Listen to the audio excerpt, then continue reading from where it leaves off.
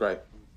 Oh, actually, Stephen, before you shoot off, there's a little thing that's just come in. Do you mind? Script's in front of you, sir. Yeah, OK, I've got it. Are we rolling? Yeah, ready when you are, Stephen.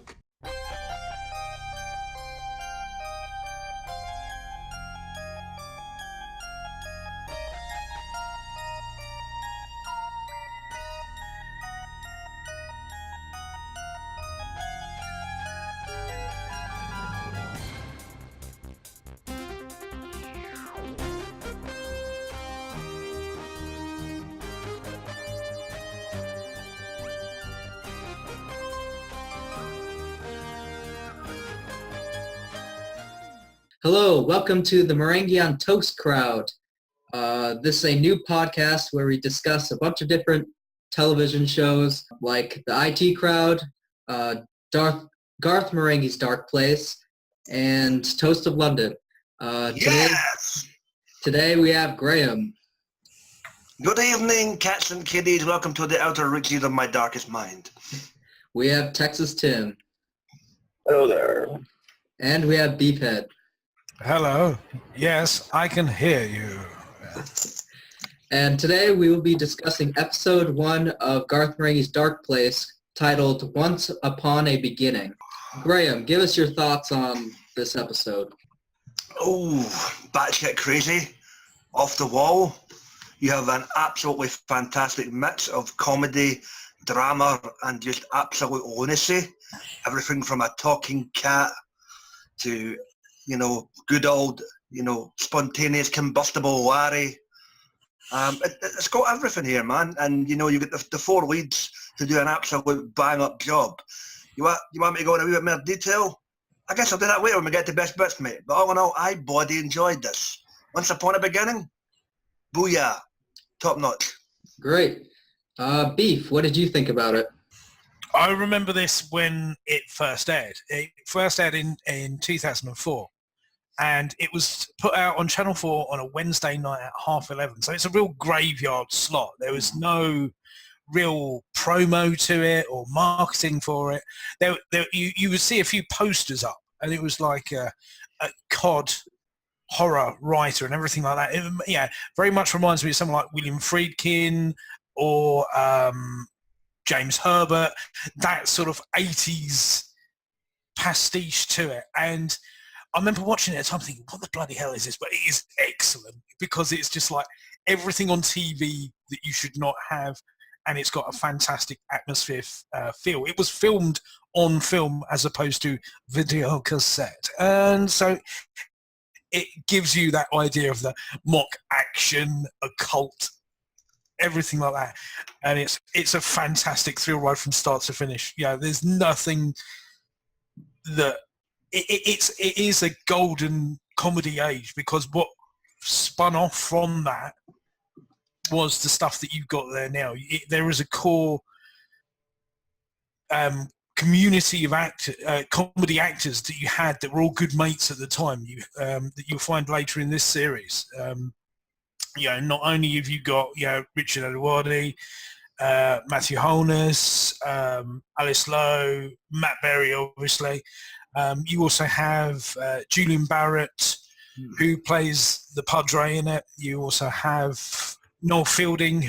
Those two were the Mighty Boosh, who were a very big live act at the time. And then went on to have their own TV series. You also had, after this, you had Nathan Barley, which was Chris Morris and Charlie Brooker, who wrote that, and Richard Adewardi was in that. You all would find them all in each other's shows and everything like that. So it sort of led and sort of builds, and that's why you've got such a great chain of comedy series that start, I think, with this. This is the nucleus of where a lot of these shows came from, this and the Mighty Boosh. Great. And Texas Tim, what did you think about this episode?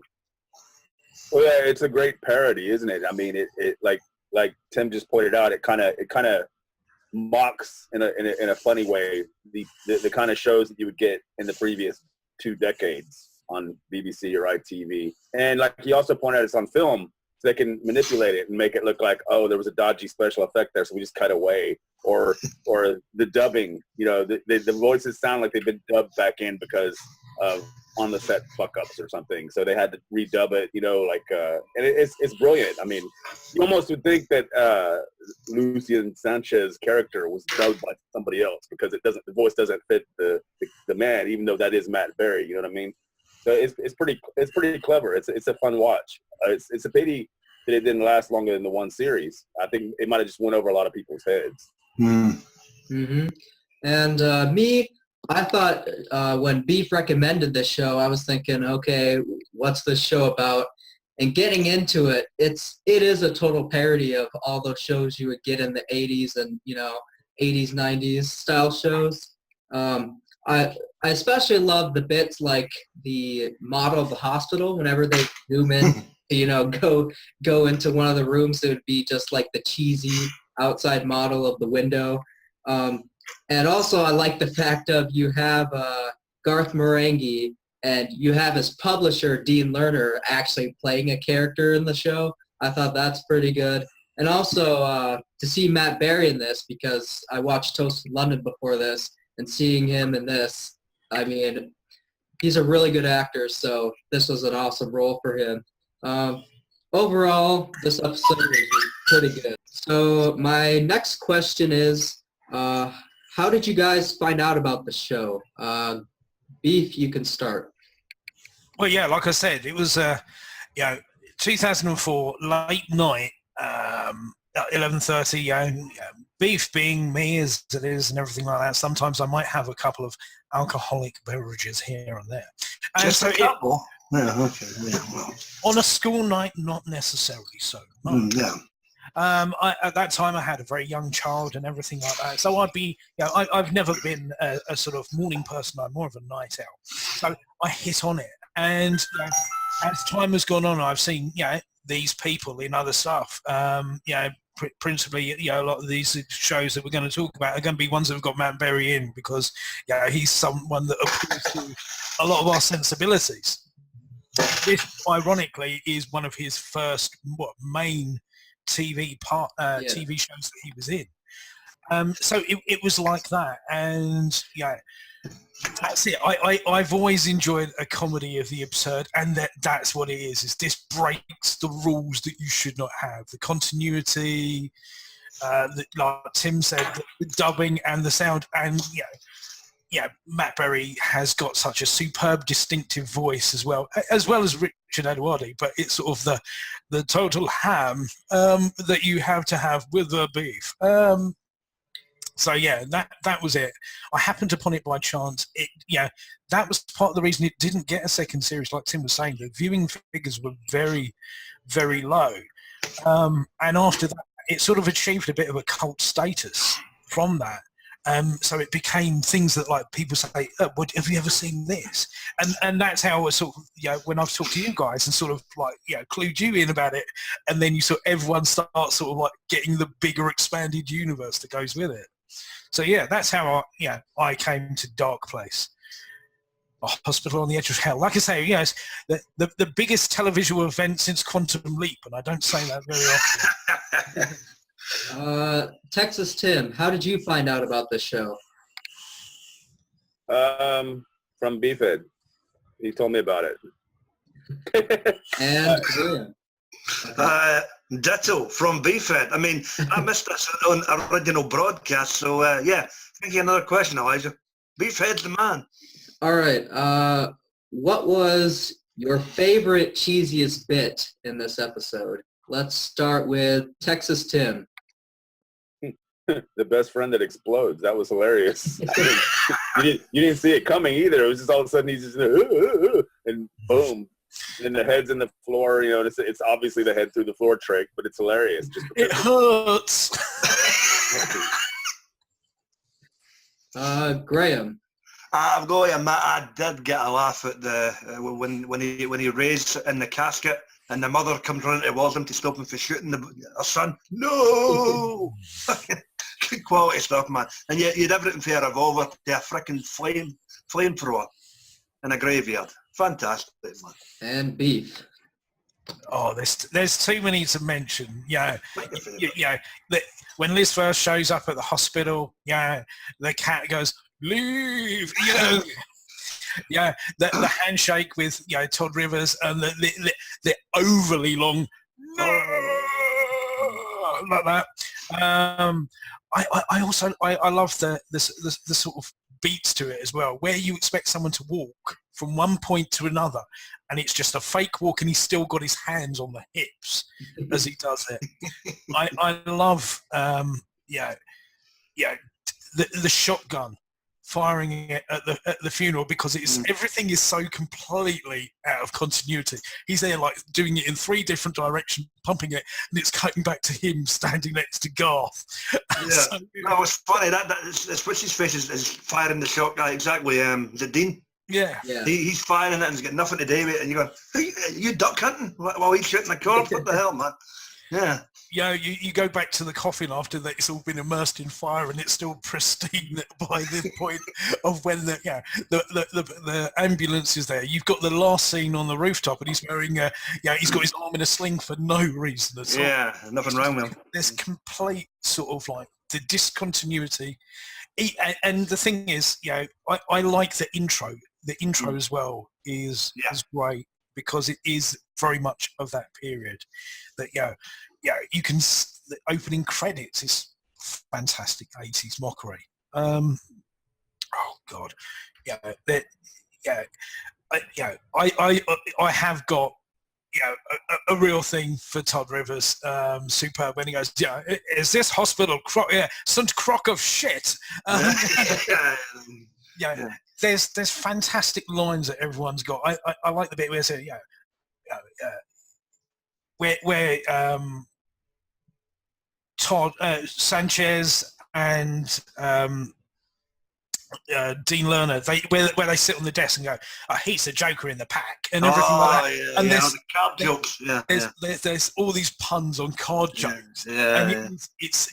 It's camera props. Exactly. It's written like a really bad schlock book and acts as it as well. So it's unashamedness in just sort of like taking, breaking every single rule. So those are my highlights, man. For me, I'd have to say the beginning monologue where you have Garth Merenghis talking about, I spent 3 hours out of my life putting this together, and here's what I have to present. And then also the fact that it never made television. So now they're showing it now. I thought that was hilarious. I also like when they're talking about opening the gates of hell. That was pretty funny as well. Oh, in the canteen. Yeah, in the canteen, yeah. So now we can go on to ratings. We'll do this out of 10. And Graham, why don't you start? Yeah, you know what? I mean, what was it? Let's go 6-episode run for an opening episode. I can't complain with this at all, man. This is fun. It's a fun ride, and it's just pure comedy all the way. 9.5 out of 10. Nice. Texas Tim. It's brilliant. It's an easy 10 for me because I put it in to watch the first episode, and I ended up watching the whole series in one evening because I didn't want to stop. That's how good it is. It's that hilarious. So I just kept going with it. So yeah, it's an easy 10 for me. And Beefhead. It is. It's a 10.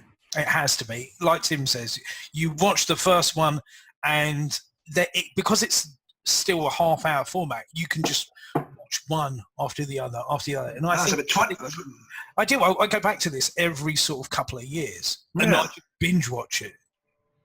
Yeah, exactly. You can knock it out in 2.5 hours. So, if you discount that commercial, it's 23 minutes an episode. So there you go. And even in production, they were struggling to make it do that, which is why you have all the sort of talking head documentary sort of slices in it and a lot of slow motion scenes. Never mind overly short dressing gowns. But, he didn't have time for a shower, so he just kind of wash around the important bits. Yeah. And an important wee shout out to the wee kid in the hospital bed. He done a bang-up job. Oh, yeah. It's like... they should be paying you superheroes' wage or something like that. Yeah. Don't worry, champ. Yeah. Well, open your eyes, champ. Oh, and then when he's leaving, Garth also says, "Don't do drugs." It has a message. Yeah. Yeah. There you go, kiddies. For me, I'm gonna have to give this one a 10 as well. I'm Going the in, asshole this evening. Okay. you can change it if you want, Graham. But going in, watching this show, I had no idea what to expect, and I just love that they're parroting all these 80s TV shows. So it's an easy 10 for me as well. And now we're going to move on to any other bits if you guys want to add. So the floor is open. Well, on all accounts, when they did all the promotion for this, they all stayed in character. So all the interviews that they would do with press and everything like that, they stayed as the Garth, stayed in character as Garth, as Dean, which just adds to the variety and the flavour of it. It's an underground hit. For those who are in the know, then it's already a loved material. If you haven't seen it, seek it out. If you're in the UK, it is on the on-demand platform that Channel 4 have. If you're outside of the UK, I think it is available to watch on YouTube. Yep. Daily Motion. Yep. Yeah. It's well worth a watch. Yeah. Like Tim was saying, it's a short run, short episodes. Even if you just watch one, try. Please. Give it a watch. I'm surprised with the continued careers of everybody involved, why they haven't revisited it in over 10 years now. You would have thought they would have popped up with a special here and there if they didn't want to do a whole series. You think that they just figured like we'll quit while we're ahead, kind of like Faulty Towers or something, like or just like what? I think they did bandy about the idea at one time. It was broached about doing a movie, but it just never came to be honest with you. It's placed into the network, man. If they don't want something, they don't order it. Unless they personally fund it, they're pretty much snookered. So. No, but I mean, with it being a cult hit and all, and with several of the cast turning up in other successful programs afterwards, you would think that maybe they'd think, hey, let's just do a little short 20-minute special here or there and just pop it in the schedule somewhere as a surprise. But I mean, maybe too much time has passed. I don't know. Yeah. And the only reason you actually got this was originally not Dark Place, but the character of Garth Merenghis was a comedy stage show that they did at the Edinburgh Festival for 2 years, and Channel 4 approached them to do the show. They did a pilot which was a very more serious. They tried to do a straight lace type thing, and it didn't work. And that's why Richard Aduardi actually directed this, directed the whole series. And I'm glad he did, because the pilot didn't have that. Is that pilot available anywhere? Not that I've ever seen. I would just have been interested to see the contrast, but oh well. But what's good as well, I think like Tim and Graham have already said, the effects as well, it's got that 80s feel because it is a practical effect show. It's shot on film. The actual sort of lights that they used were the sort of old style lights that they would use. So for all intents and purposes, it looks like something of the period. So it's a faithful piss take of what you supernatural show mixed with TJ Hooker. Yeah, you would not know when it was from by looking at it. It looks like something from the late 80s at the earliest. So. Take that, Chicago Hope. Yeah.